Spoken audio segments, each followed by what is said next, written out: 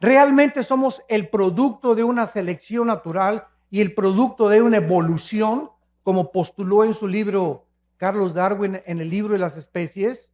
Un libro que tú lo abres y lees esto. Quizá, chance y, puede que, no estoy seguro, a lo mejor. Todas estas frases no son científicas. Y al acabar el libro El origen de las especies, jamás él menciona el origen de las especies. Qué contradicción, ¿verdad? Si yo voy a hacer un libro, El origen de los leones, y acabo diciendo que yo tampoco sé dónde vienen los leones, por favor, por el amor de Dios, no le pongas el origen de los leones. Busca la búsqueda de los leones como título, pero no el origen de los leones. Y así estamos en un mundo, damas y caballeros, de confusión, de filosofías, hipótesis, especulaciones, será, no será. Por todos lados hay una gran confusión filosófica, religiosa, política actualmente en el mundo. El mundo nunca había estado tan confundido como se encuentra actualmente en el siglo XXI. Después de haber pasado el siglo XX, que fue el siglo con los avances más grandes tecnológicos, los descubrimientos científicos más grandes de la historia fueron en el siglo XX. Y a pesar de que el hombre se ensoberbeció en el siglo XX y llegamos a la luna, inventamos la época cibernética, la computadora y las plataformas espaciales, etcétera, etcétera, nunca en la historia había habido tantos ateos como en el siglo XX. Antes del siglo XX, Blaise Pascal, físico matemático francés, era cristiano. Isaac Newton, cristiano. Louis Pasteur, Alberto Einstein. Y las más grandes mentalidades que ha habido eran personas que tenían la Biblia como su centro de estudio y a Jesucristo como su Señor y Salvador. Como dijo Wernher von Braun, el que mandó el cohete a la luna en 1969, director de la NASA. Este hombre científico, Wernher von Braun, dijo las palabras: yo no me atrevería a ser un padre, a ser un hijo, a ser un ciudadano, ni buscar ni especular el origen de la vida y el origen del universo sin tener la Biblia y a Jesucristo como mi Señor y Salvador. Pero, ¿qué es lo que le sucedió al ser humano? Vuelvo a repetir, la Biblia dice que se ensoberbeció. Y como la Biblia nos muestra que Dios creó al ser humano como un ser libre, somos agentes morales, responsables de nuestras acciones. Si somos el resultado de los animales, por eso los muchachos en la escuela se portan como changos también. Cuando se les comienza a enseñar que venimos de los animales, no hagas lo que este padre de familia le dijo a un muchacho hace poco en una universidad. Oye, hijo, le dijo el hijo al papá, ¿tú crees en Dios, papá? Y el papá le contestó, no, yo no creo en Dios. Y le dijo entonces el hijo, entonces, ¿por qué me exhortas a no fumar marihuana? ¿Sabes una cosa? Si tú no crees en Dios, tú no tienes ninguna base moral para poder decirle que lo que yo estoy haciendo es bueno o es malo, porque yo hago mis propias leyes. Yo quiero endiosarme igual que tú, padre. Claro que el hijo se estaba burlando de su papá, pero este es al punto donde se llega de la increíble confusión que existe de los famosos hombres o mujeres o maestros en las universidades que llenan actualmente las universidades del mundo diciendo a los estudiantes que son ateos y que no existe absolutamente nada. Y esta es la razón de tanta confusión, donde ya el mundo perdió la brújula. El matrimonio se está redefiniendo. Lo que durante miles de años fue un hombre y una mujer, ahora se cambia el matrimonio y ahora no es entre un hombre y una mujer. Es el síntoma más grande de descomposición social, damas y caballeros, a la que el mundo se está enfrentando. Y estamos como las ranas, cuando la metes a una rana a una olla con agua fría y le prende la estufa, la rana, en lugar de que brinque cuando comience a hervir el agua, haz el experimento llegando a tu casa, ahí se va a quedar la rana en la olla hervida, porque su sangre se adapta a la temperatura del agua. Así estamos pasando nosotros, estamos tomándolo todo como normal, nos estamos adaptando a la nueva moral y estamos aceptando que es normal y la Biblia dice que no es normal, como lo vamos a ver a continuación. Muchos critican de por qué, si Dios existe, tiene que juzgar a los hombres algún día. Te voy a decir la respuesta si eres ateo, escéptico o agnóstico, porque si no hay una vida después de la vida y no hay un juicio después de esta vida, no hay más que dos opciones. Una, perdemos totalmente la esperanza, y dos, vamos a vengarnos nosotros mismos. Si no hay absolutamente justicia después de la vida, Entonces todos los nazis que asesinaron a casi 6 millones de personas y que murieron. El grupo de ISIS que está en el Medio Oriente ahorita, que están matando a cientos, miles de cristianos, degollándolos y mueren de un bombazo de repente. Y dices, pues qué fácil, ¿verdad? ¿Sabes una cosa? Te equivocas. La Biblia dice que hay un juicio que viene cuando tú mueras y cuando yo muera. Y este juicio somos salvados cuando ponemos nuestra fe en una cruz, donde el Hijo de Dios dio su vida para dar su sangre y decirnos estas palabras. De verdad les digo que cualquiera que oye mi palabra y crea al que me envió, no vendrá a condenación. No pasará por este juicio porque ha pasado de la muerte a la vida. Juan 5:24. Los que traigan su Biblia en esta mañana, los invito a que la abran en el libro de Apocalipsis, capítulo 20. Apocalipsis, capítulo 20. El libro de Apocalipsis fue escrito hace 2000 años por el último de los sobrevivientes de los apóstoles de Jesucristo, llamado el apóstol Juan. Este hombre, Juan, tenía 95 años de edad, exiliado por el emperador romano en la isla de Patmos. Si tú vas a Europa o vas al mar Egeo, vas a encontrar que todavía está la isla de Patmos y se encuentra todavía el lugar donde el apóstol Juan estuvo exiliado por el emperador romano. El apóstol Juan tenía como 95 años de edad y nos imaginamos tal vez que ya estaba, bueno, para eso fui cristiano, colgando con cadenas. Los exiliados políticos del gobierno de Roma no les quitaban la ropa. Al llegar a la isla y al exiliarlos, les colgaban las cadenas y no les volvían a quitar la ropa. Ahí se hacían excremento y todas sus necesidades. Imagínense ustedes nada más a los 3, 4 días de estar así, cómo podrían morir estas personas sin ninguna misericordia del pueblo romano. Entonces Juan a los 95 años de edad va caminando por la playa. Todo eso se encuentra en el capítulo 1 de Apocalipsis y oye una voz atrás de él que le dice: yo soy el primero y yo soy el último. Yo soy el alfa y yo soy el omega. Yo soy el que tengo las llaves del infierno y las llaves de la vida. Y yo soy el que estuve muerto, mas he aquí que vivo por los siglos de los siglos. Y cuando Juan voltea, ve a una entidad espiritual brillante, con el pelo blanco como la nieve, los ojos refulgentes como las llamas, con un vestido de lino que le llegaba hasta los pies, con un cinturón que le ceñía la cintura de oro, con los pies refulgentes como el bronce bruñido, y le contesta el Señor Jesucristo: yo soy Jesús, el que estuve muerto, mas he aquí que vivo. Quiero que escribas, Juan, lo que va a ser, lo que ha sido y lo que será. Y así es como tenemos nosotros el libro, los 22 capítulos del libro del Apocalipsis, que contiene el final de la raza humana, que nos muestra claramente los avances tecnológicos como la marca del 666, que el anticristo va a ponerle muy pronto a la humanidad. ¿Cómo pudo la Biblia adelantarse, damas y caballeros, de que se iba a escribir hace 2000 años, que vendría el tiempo en que la economía del mundo se tendría que controlar por computadoras si no se hubiese inventado las computadoras? ¿Quién le reveló al apóstol Juan que vendría el tiempo que solamente con computadoras puedes controlar una marca y marcar a más de 7.5 billones de personas que estamos ahorita en el planeta Tierra?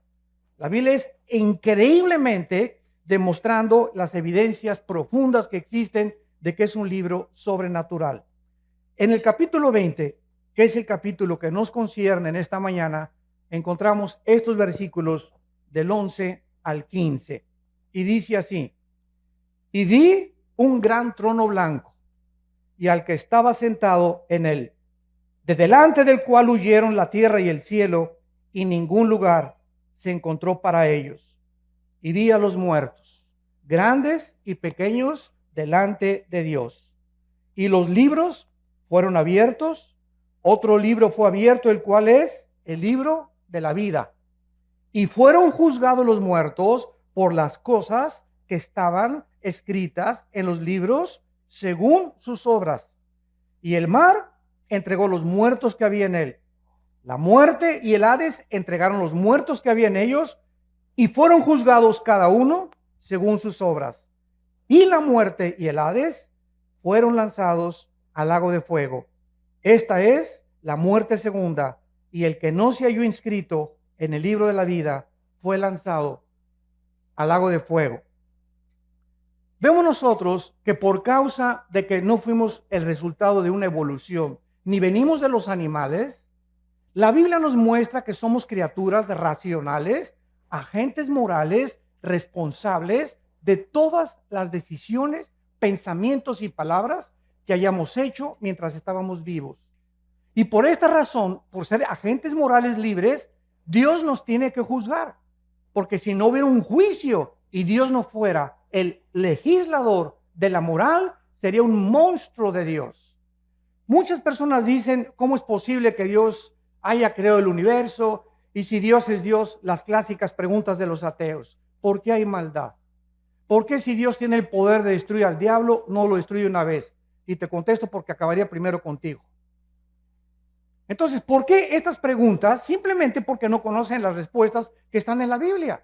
Y quieren estas personas abarcar la mente de un ser completamente incomprensible, que sus pensamientos no son nuestros pensamientos, ni los caminos de Dios, ni la forma como Él actúa como tú y como yo, que tenemos cerebros de caracol, comparados con la grandiosidad, la majestuosidad y el poder infinito de Dios. Y nos ponemos con la soberbia de creer y pedirle cuentas a Dios. Y por esto y por aquello, y por esto y por aquello, que es la base del ateísmo y de la filosofía del ateísmo.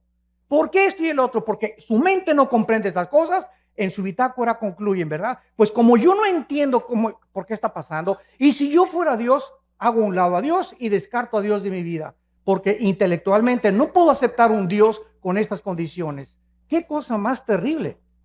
Y quiero decirles que antes de que yo fuera cristiano era ateo. Yo profesé el ateísmo durante 7 años. Y formé parte del Partido Comunista Mexicano.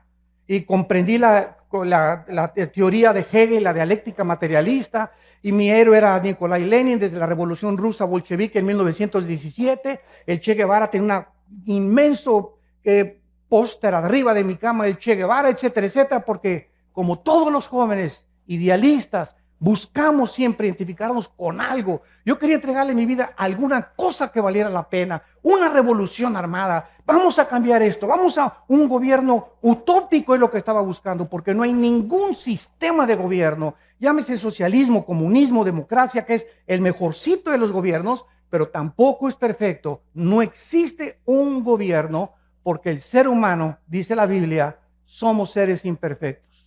Entonces luchamos contra algo que queremos cambiar porque traemos la eternidad en el corazón. Buscamos la justicia todos, buscamos la verdad, buscamos algo con que identificarnos que valga la pena. Estamos hartos de tanta hipocresía, de tantas cosas en el mundo. ¿Por qué? Porque fuimos hechos a la imagen y semejanza de Dios. Jamás he visto un grupo de conejos preocupados, ni de changos tampoco buscando el universo, de dónde vengo, quién soy, a dónde me dirijo. ¿Por qué? Porque estas son características únicas, peculiares, que Dios derramó en el ser humano. Vemos en primer lugar que el apóstol Juan dice lo siguiente: vi un gran trono blanco y al que estaba sentado en él. Dice la Biblia que hay un trono. Un trono es un símbolo de autoridad y de gobierno. Hay un ser en el universo, en algún lugar en el universo, donde Él está gobernando el universo con el poder de su palabra. Y este Dios que está sentado ahí en su trono, dice Juan que Él lo vio, porque Juan fue sacado de espiritualmente su espíritu. La Biblia dice que somos espíritu, que tenemos un alma y que vivimos dentro de un cuerpo. No hay ningún libro que te pueda decir de qué está formado el ser humano.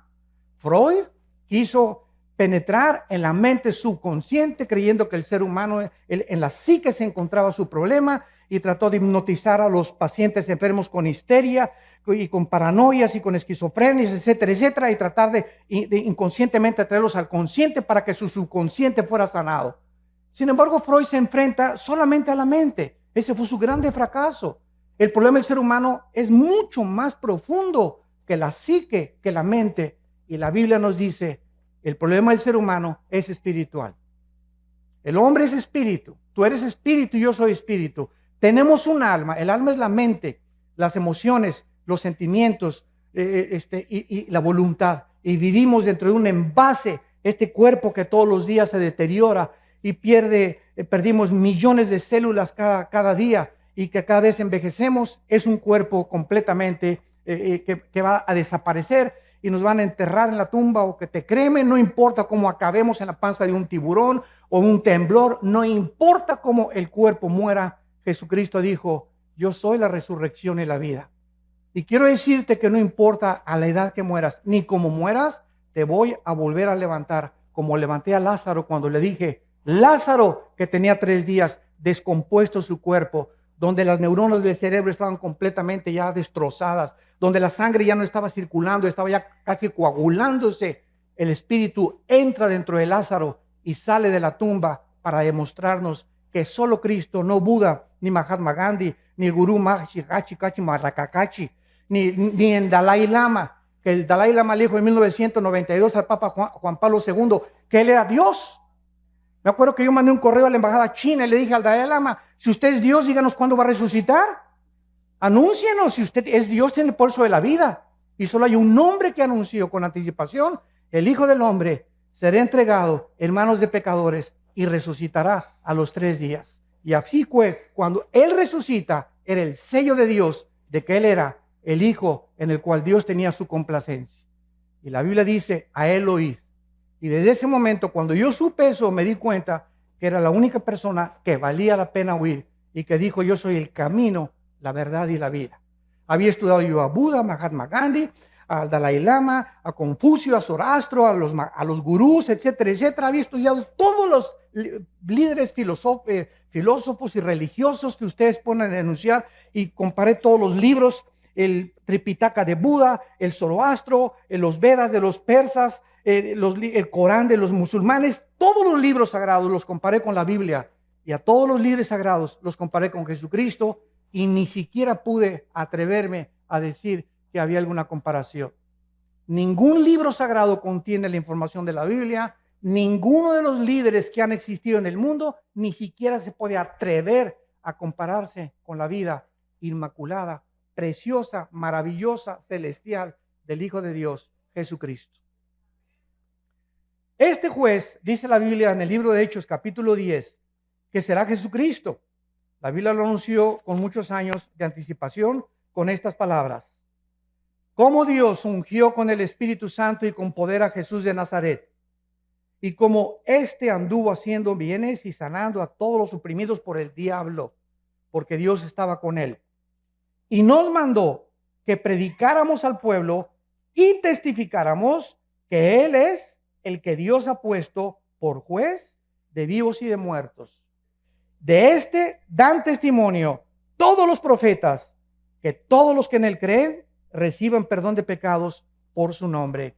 Este hombre que vio Juan en el trono era Jesucristo. Ese Cristo que murió entre 2 ladrones, crucificado, ensangrentados de los pies a la cabeza. Dice Isaías 52 que cualquiera que hubiera visto a Cristo era un guiñapo humano, era un monstruo en la cruz, que ni siquiera su madre, la Virgen María, lo podría reconocer. ¿De qué forma los romanos, que eran expertos en la tortura y en la crucifixión, deformaban completamente? Eran pedazos de carne los que colgaban ya en la cruz, de todos los latigazos y toda la tortura que ejecutaban antes de llevarlos a lo máximo de crueldad que el ser humano puede imaginarse. Y este hombre, Jesucristo, nos da la respuesta. ¿Cómo es posible que el Hijo de Dios, el creador del universo, que nació de una Virgen María, que nació en un pesebre, que vivió durante toda su vida enseñándoles a 12 hombres, nosotros hayamos hecho esto con el máximo creador del universo? ¿Por qué Cristo estaba como estaba en la cruz? Y la respuesta nos da la Biblia: porque eso es lo que el pecado nos hace y nos convierte. El pecado nos convierte en monstruos. Es el pecado la razón, no es Dios, de tanta envidia, de tanta amargura, de tanto odio del ser humano, de tantos robos, de tanta violencia. Es el pecado. Tenemos una naturaleza contradictoria. Tú le preguntas a una persona que fuma: Oye, compadre, ¿por qué fumas? ¿Que no sabes que el cigarro te destruye los dientes, las encías, la laringe, la tráquea, el esófago, los pulmones, los alvéolos pulmonares, todo? Y te contesta, pues sí, compadre. ¿Y no ves que la cajetilla dice, este producto no sirve para la salud? ¿Por qué lo sigues haciendo? ¿Qué te contesta esa persona? Pues no, chepo, porque me gusta. Oye, ¿por qué te emborrachas? ¿No sabes que te vas a destruir el hígado y que el alcohol acaba con tu vida? ¿Por qué lo haces? Porque la Biblia tiene razón. Somos autodestructivos. Somos autodestructivos. Es increíble cómo nos envenenamos con tantas cosas, con drogas, con cigarros, con alcohol. ¿Por qué lo hacemos? Porque dice Romanos 7, el mal que quiero no lo hago. Sí, no, el bien que quiero no lo puedo hacer. Entonces, cuando me propongo hacer el bien, encuentro, dice Pablo, algo dentro de mi naturaleza que me lleva contrario a la ley del Espíritu y hago las cosas que yo no quiero hacer. Yo no quería adulterar, yo no quería fumar marihuana, yo no quería hacer esta cosa, pero dentro de mí había algo que me decía, hazlo, adultera, fornica, vete con un hombre, vete con una mujer, porque estamos continuamente destruyendo nuestra alma. El diagnóstico de la Biblia, no cabe duda que es la pura verdad. A continuación, en nuestro pasaje en Apocalipsis, dice lo siguiente: vi un gran trono blanco y al que estaba sentado en él, que es Jesucristo, delante del cual huyeron la tierra y el cielo, y ningún lugar se encontró para ellos. ¿Cuándo será este juicio? Es la segunda pregunta que vamos a contestar. La primera es Jesucristo, Él va a ser el juez, el que murió en la cruz y resucitó de los muertos, del cual tú te burlaste, del cual tú te reíste, del cual tú creíste mejor a Carlos Darwin que a Jesucristo. Qué increíble, ¿verdad? Tú creíste más a Carlos Marx que a Jesucristo. Le creíste más al Maharaji Tachi Marakaji que a Jesucristo. Le creíste más a Mahatma Gandhi que a Jesucristo. Es increíble. A pesar de las evidencias increíbles que tiene la Biblia y Jesucristo. Pero esta es la condenación, que la luz vino al mundo y los hombres no aman la luz ni la verdad. Tú amas las tinieblas y prefieres en tu soberbia y en tu orgullo creer más a hombres como Marx, como Freud, como Mahatma Gandhi, que fueron hombres, algunos ilustres, pero no le has querido creer a aquel que dijo, yo soy el camino, la verdad y la vida. Yo soy el camino, la verdad y la vida. Y Jesucristo es lo que él dijo ser, o es el ser más psicópata, esquizofrénico, maníaco, depresivo, que pueda haber existido en la humanidad. Porque nadie se ha atrevido a decir, yo soy la verdad absoluta del universo entero. Y en mí están encerrados todos los secretos de la sabiduría y del conocimiento. Este tiempo será cuando desaparezca este planeta y el universo. Dice la Biblia en el libro de Isaías, en el Antiguo Testamento, profetizando que iba a desaparecer el mundo donde vivimos con estas palabras. Porque aquí, Isaías 65, 17, yo crearé nuevos cielos y nueva tierra, y de lo primero no habrá memoria, ni más vendrá el pensamiento. En otras palabras, esto te contesta la pregunta, oiga, y cuando llegue al cielo, si no está mi perro Fido conmigo, ¿no lo voy a extrañar? ¿Y si no está mi abuelita conmigo? ¿Y si no están mis hijos conmigo en la otra vida? ¿Y si mi esposo y a los que yo amé se van al infierno y yo me voy al cielo? ¿Tú crees entonces que el cielo sería un lugar de completo descanso y de completo reposo y completa paz si tuviéramos esos sentimientos que tenemos aquí abajo en la tierra? ¿Por qué pensamos así? Porque creemos que vamos a tener la misma mentalidad que tuvimos aquí en el mundo. Pero cuando vayamos al cielo, Jesucristo dijo una vez que le tocaron la puerta y que estaba enseñando a sus discípulos, Señor, en la puerta está tu mamá y tus hermanos. Le tocaron la puerta y volteó Jesucristo y les dijo, ¿verdad? Pasen, les dijo que pasaran. No les dijo eso, ¿verdad? ¿Por qué su mamá y sus hermanos no entraron al estudio bíblico? ¿Por qué no entraron? ¿Por qué no se juntaban y lo seguían como lo siguieron 12 apóstoles? Entonces Jesucristo no fue a recibir a su mamá ni a sus hermanos, sino que se volteó a los discípulos y les dijo, mi madre y mis hermanos son ustedes los que hacen la voluntad de mi Padre. Entonces, en el cielo, nuestros padres y hermanos que tuvimos aquí no necesariamente van a estar con nosotros. Va a haber nuevas familias, de acuerdo a Isaías 65 y Isaías 66. Y ya no habrá más memoria de tu perro, ni de tu novia o de tu exesposa. Pero hay algo que es también importante. Las familias, de acuerdo a Isaías 65, las familias que en esta vida fueron todos cristianos y los hijos cristianos, seguiremos viviendo como familia en la otra vida. Porque dice la Biblia, tu descendencia será bendita, que son nuestros hijos. Salmo 112, versículo 2. Bienaventurada la generación de los justos, porque será bendita por toda la eternidad. Entonces, este tiempo será cuando los cielos y la tierra desaparezcan. Imagínense ustedes, ahí van a estar en este juicio todos aquellos que creían que en este mundo estaba realmente todo lo que ellos querían.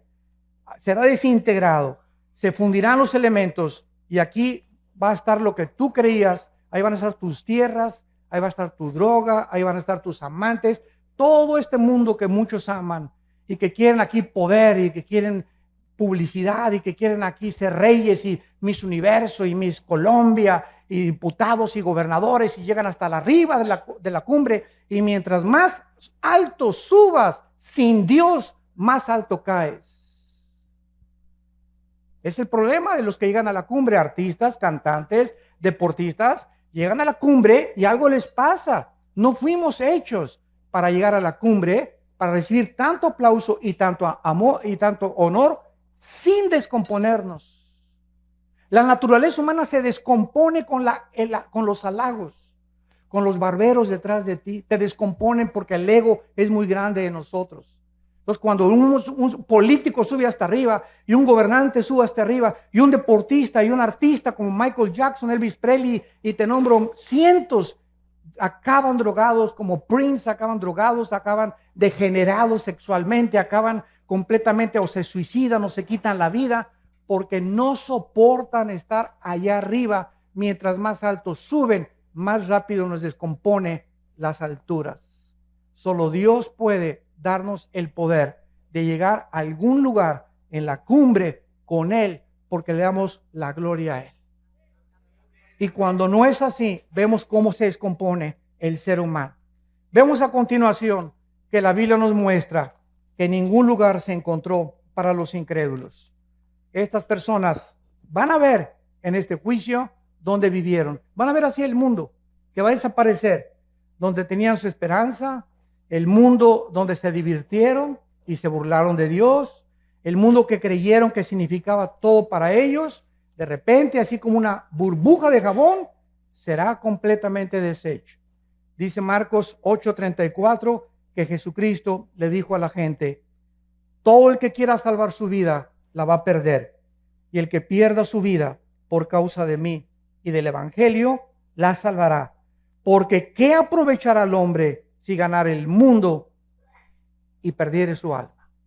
¿De qué te sirve haber llegado a Miss Guerrero, gobernador de Guerrero, senador, diputado, presidente de la República? Dime lo que tú quieras. O haber tenido los millones que tú quieres, que crees que en el dinero se encuentra la felicidad. ¿De qué te sirve la intelectualidad o el conocimiento al que has llegado, sabiendo que mientras más sabes, menos sabes? Y más nos falta por conocer. Nada nos puede satisfacer en esta vida. Todo es vanidad de vanidades. Todo es vacío sin Dios. Nada tiene ningún propósito sin Dios, porque fuimos creados para Él. Fuimos creados para tener comunión con Él, damas y caballeros. Entendámoslo. Cualquier otra cosa siempre te dejará vacía tu alma. Vas a llegar donde tú creíste que querías llegar, y después de eso te das cuenta que sigues vacío. Como dijo un expresidente de México a los 65 años de edad, un año antes de morir. Como lo acaba de decir uno de los millonarios más grandes de México, que murió su esposa: soy el hombre más vacío, más triste, y no necesito nada de lo que tengo, porque siento que algo me dice en mi vida que necesito a Dios. Y unos llegan a los 70 años a Dios, otros a los 80, gracias a Dios. Pero ¿por qué tienes que llegar a esa edad sin darte cuenta que fuimos creados para encontrar a Dios? Para que Él nos ayude a ser hombres, mujeres, para que nos ayude en nuestro matrimonio, para que sepamos cómo educar a nuestros hijos, cómo administrar nuestros negocios, cómo vivir en la vida, a qué darle prioridad en la vida, si es a mi esposa o a mis hijos o a mi trabajo. Y cuando buscamos a Dios primero y sobre todas las cosas, todas las demás cosas nos son añadidas. Vemos en segundo lugar, que dice Apocalipsis 20, versículo 12, y vi a los muertos, grandes y pequeños, delante, de pie ante Dios. Aquí no está hablando de los altos y los chaparritos. Cuando dice los grandes y los pequeños, está hablando que en este juicio estarán los grandes, o sea, los gobernantes, todos los presidentes que han existido en la historia, todos los dictadores que han existido en la historia, Hussein, Benito Mussolini, José Stalin, Hitler, etcétera, etcétera. Todos estos grandes hombres gobernantes, reyes, magnates, millonarios, que abusaron de su autoridad, que abusaron del pueblo, que explotaron a las naciones y a los pueblos, que fueron déspotas y tiranos, serán juzgados, dice la Biblia. Así que no tenemos por qué perder la esperanza ni por qué tomar venganza. Dios ha establecido un día en el que ha de juzgar a los vivos y a los muertos. Pero también dice a los pequeños. ¿Quiénes son estos? Los esclavos, sirvientes, trabajadores, campesinos e indígenas también. Los más exaltados y también los que están hasta abajo. Nadie se le va a escapar al juicio de Dios. Ahora, ¿sobre qué base va a juzgar Dios tu vida y mi vida? Dice el versículo 12, y fueron abiertos los libros. Y el libro de la vida, y fueron juzgados los muertos por las cosas que estaban escritas en los libros según sus obras. La Biblia dice que cuando una persona nace en este mundo, desde Adán y Eva, todos los nombres de todas las personas, desde Adán y Eva, están escritos en un libro. Hay el libro de la vida y el libro de la vida del Cordero. Son dos completamente diferentes. Y el otro libro, que es el de los registros que vamos a ver. En el libro de la vida están escritos todos los seres humanos. Todos los que rechazaron a Cristo serán borrados del libro de la vida. Todos los que en el libro de la vida han recibido a Cristo son pasados al libro de la vida del Cordero.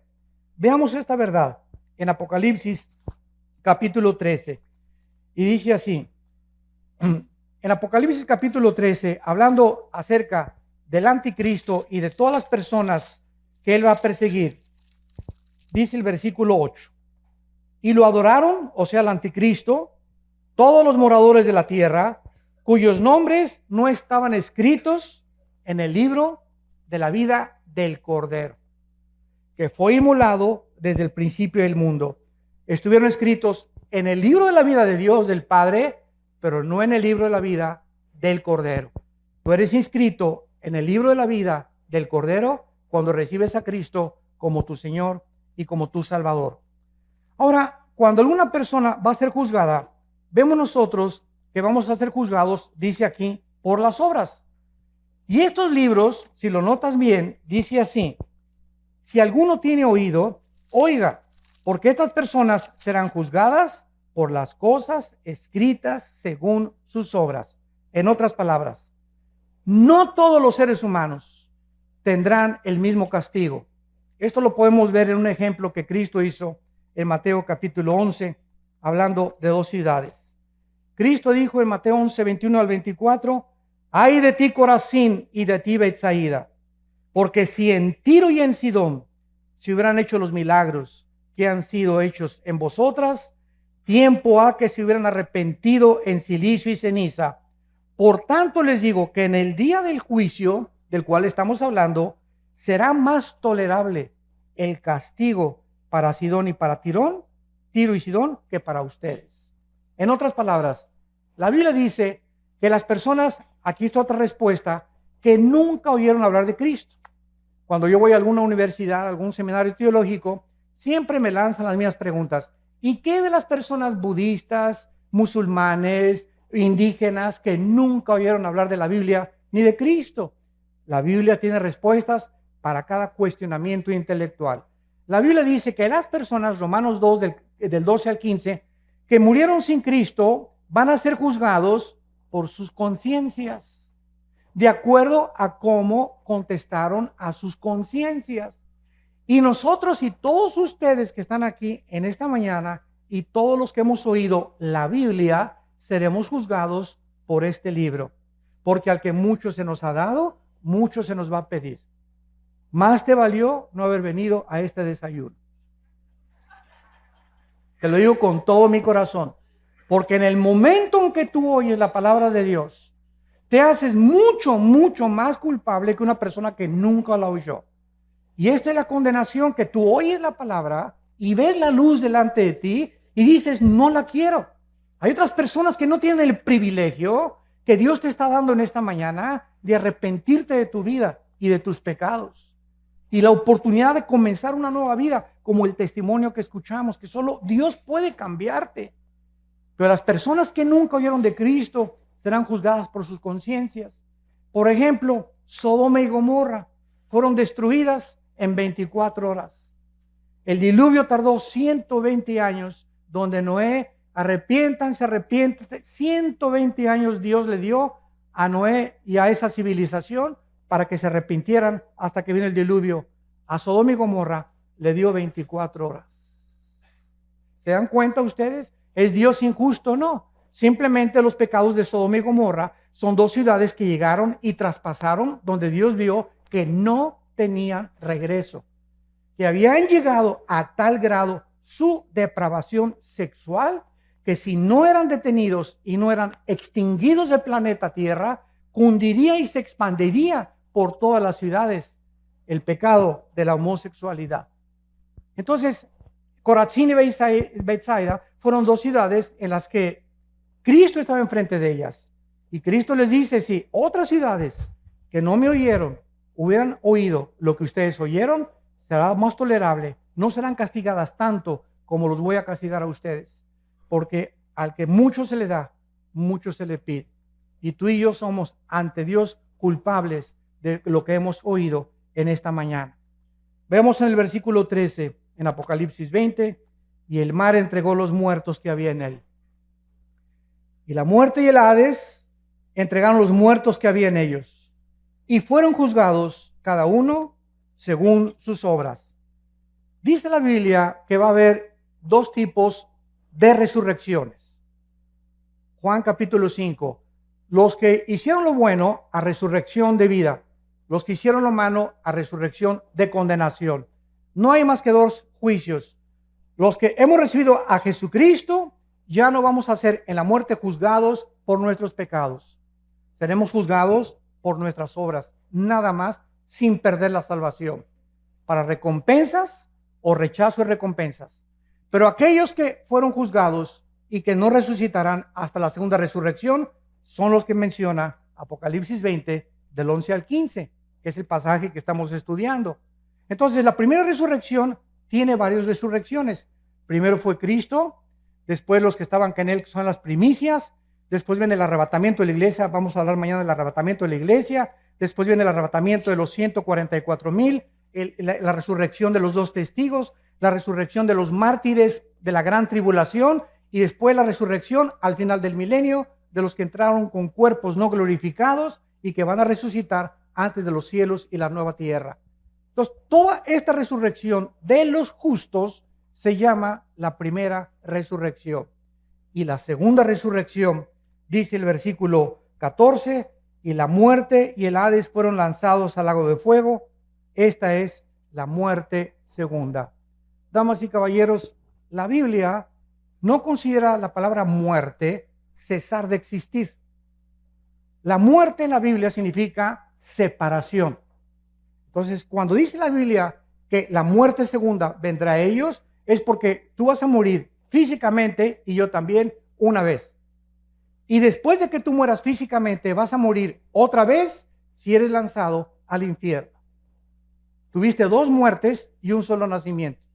El cristiano tiene dos nacimientos, nací de mi mamá y nací del Espíritu Santo. Y moriremos una sola vez, físicamente. Porque al morir nos están esperando los ángeles para llevarnos a la presencia de Dios. Y no porque seamos buenos ni mejores que los demás, simplemente por haber creído en el nombre del Hijo de Dios. Y cuando lleguemos al cielo nos vamos a quitar las coronas, dice Apocalipsis 4, y se las vamos a dar a Cristo y le vamos a decir: Padre, no merezco ni la corona, porque por tu gracia y por tu misericordia nosotros somos lo que fuimos mientras estábamos en este planeta. Y saldrán del mar, dice la Biblia, todos los que murieron en los océanos Atlántico y Pacífico, el mar Mediterráneo, el mar Egeo, el Golfo Pérsico, los mares Rojos y Muerto, todos los que murieron en avionazos, hundimientos de barcos o que se los comieron los tiburones, van a salir del mar. Y los demás saldrán del centro de la tierra, y dice: y la muerte y el Hades fueron resucitados y entregados a ellos y juzgados por sus obras. ¿Qué es el Hades?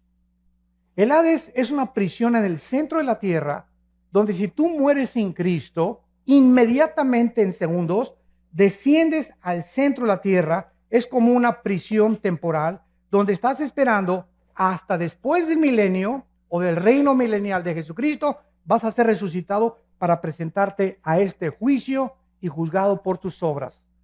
El Hades es una prisión en el centro de la tierra, donde están únicamente los espíritus de los seres humanos desde Adán hasta nuestros días que rechazaron a Dios. El infierno es el lugar donde van a ser lanzados. Y cuando nosotros estudiamos la Biblia, nos damos cuenta que esta profundidad o esta prisión que se encuentra en el centro de la tierra, van a salir todos los que...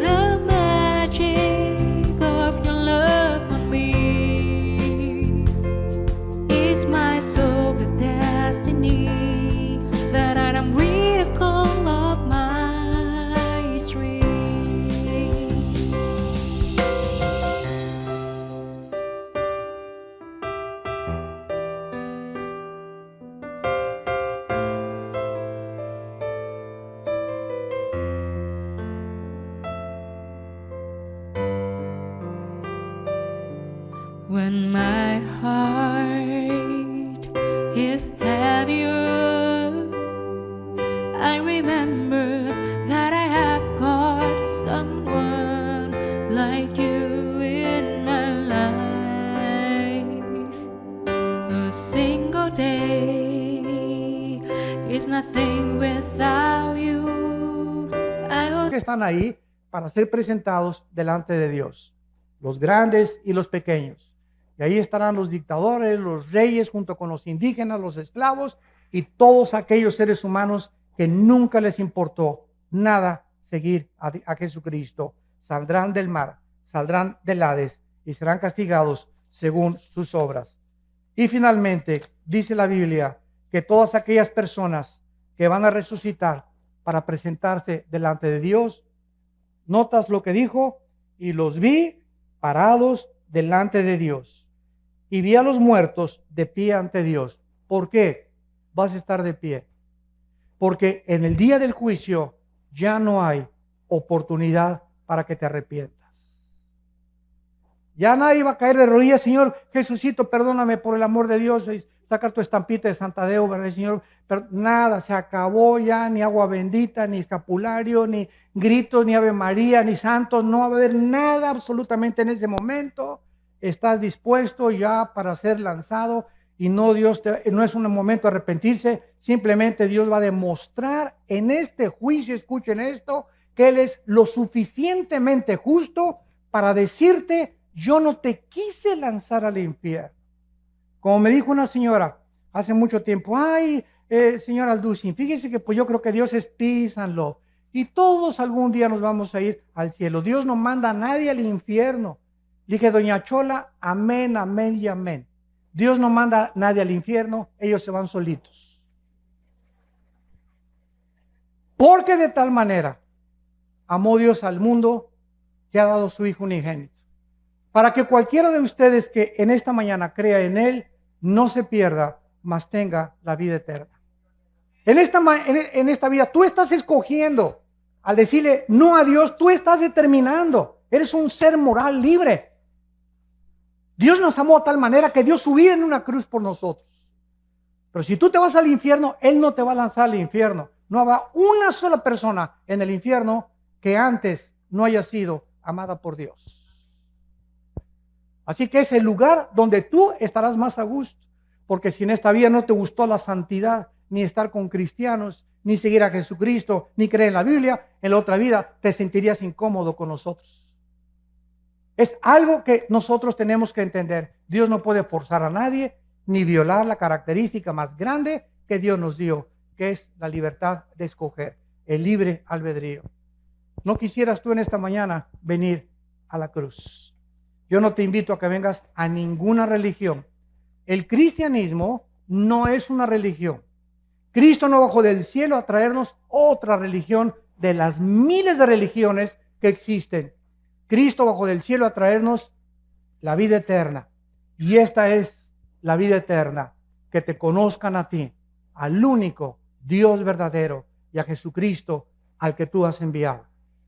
Y este es el testimonio que Dios nos ha dado, la vida eterna. Y esta vida está en su Hijo. El que tiene al Hijo tiene la vida.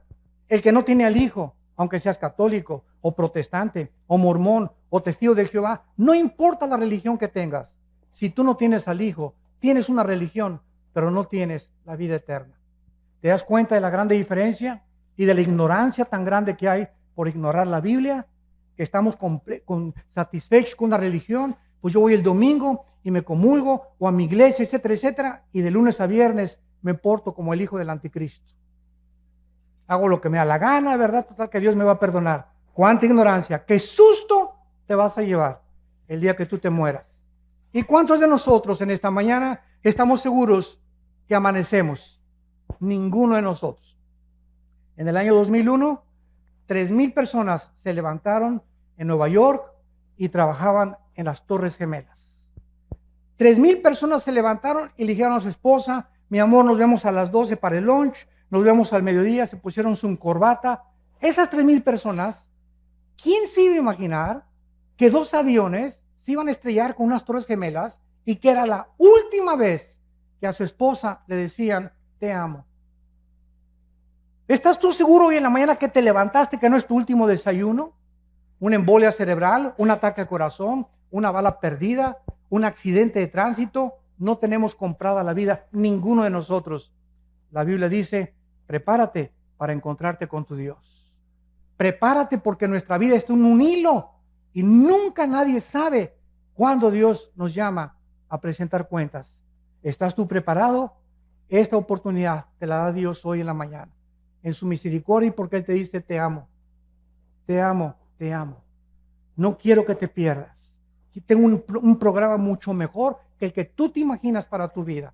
Mis pensamientos para ti son de paz y de esperanza, para darte el fin que tú anhelas, para que tú entiendas mi amor, que di mi vida en una cruz, para que cualquier cosa que me pidas, yo te la voy a conceder. Este es el amor de Dios, que siendo pecadores, Cristo da su vida por nosotros.